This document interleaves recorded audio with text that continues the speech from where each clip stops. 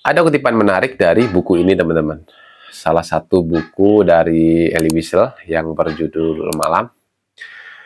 Nah, kutipan ini tuh sempat membuat aku merasa bahwa Tuhan itu tuh gak adil. Kok bisa sih? Nah, kutipannya tuh seperti ini. Mereka memberikan makan malam kami. Sup yang sangat kental, tetapi tak seorang pun memakannya. Kami ingin tunggu hingga selesai berdoa. Di tempat berkumpul, dikelilingi kawat listrik berduri, ribuan orang Yahudi membisu dengan wajah putus asa. Jadi latar kutipan ini tuh ketika terjadi pergantian tahun Yahudi ya, dan mereka itu melakukan sebuah peribadahan. Nah, si Elie Wiesel, tokoh utama dari buku ini, dia sendiri ya, karena ini memoir, itu tuh mengeluh. Apakah engkau Tuhanku? Pikirku marah. Dibandingkan dengan kerumunan orang tersiksa ini yang menyatakan imannya kepadamu, amarahnya, rasa ingin berontaknya, apa artinya keagunganmu? Tuhan seru sekalian alam. Di hadapan seluruh kelemahan ini, kebusukan ini, kehancuran ini, mengapa engkau masih mengganggu akalnya yang sakit, badannya yang cacat? 10.000 orang telah datang untuk menghadiri ibadah khidmat itu. Kepala-kepala blok, kapo, bahkan pesuruh-pesuruh maut. Puji Dia yang abadi, suara imam baru saja terdengar. Mula-mula kami kira hanya suara angin saja. Lalu ribuan suara mengulangi berkat itu. Terpujilah nama Dia yang abadi. Mengapa, oh mengapa harus kupuji Dia? Setiap serat tubuhku memerontak oleh karena Dia biarkan ribuan anak-anak dibakar dalam liang-liangnya. Oleh karena Dia izinkan 6 krematorium bekerja siang malam pada hari Minggu dan hari raya.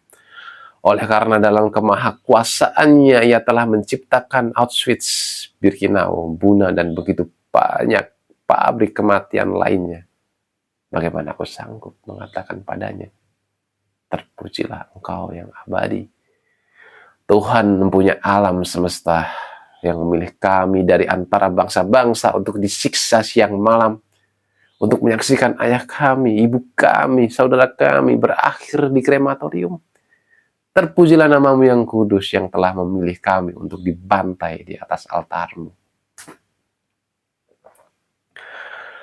Aku dengar suara imam naik, penuh wibawa, namun pada saat yang sama tersendat-sendat di tengah air mata, isak tangis, keluruhan dari seluruh umat.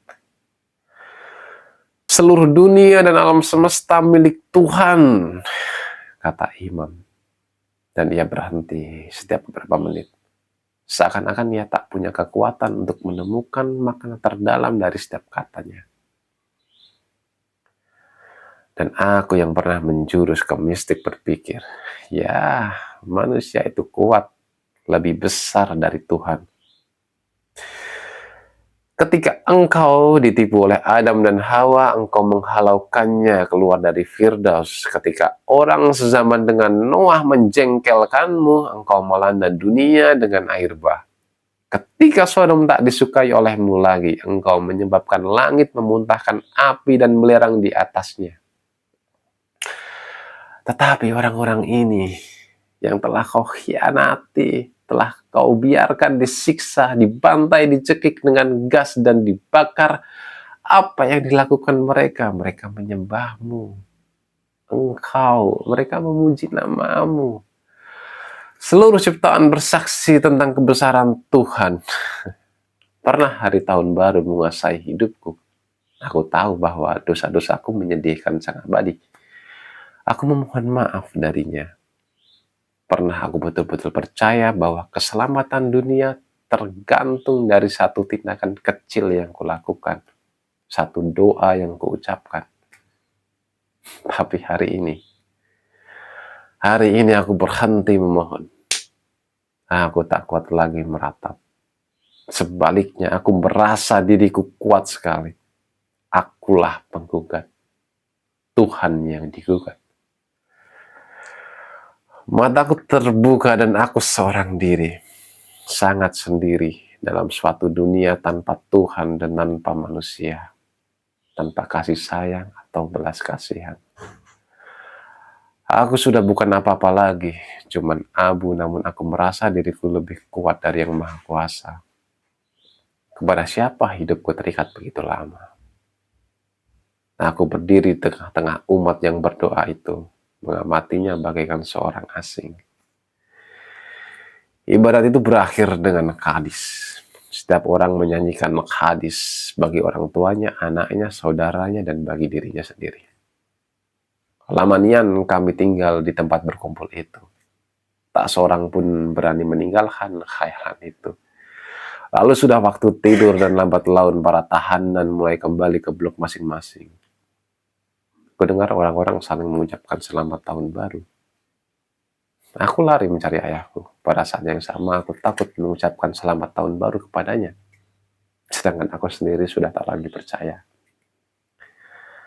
Ayahku berdiri di dekat tembok, bungkuk, bahunya turun, seakan-akan memikul beban berat. Aku menghampirinya, mengambil tangannya, dan menciumnya. Setetes air mata jatuh ke atas tangannya. Air mata siapa? Aku? Dia? Aku tak mengucapkan sepatah kata pun. Begitupun dia. Kami belum pernah saling mengerti sedemikian jelasnya seperti pada saat itu. Oh, ini adalah kutipan yang sangat-sangat dalam sekali.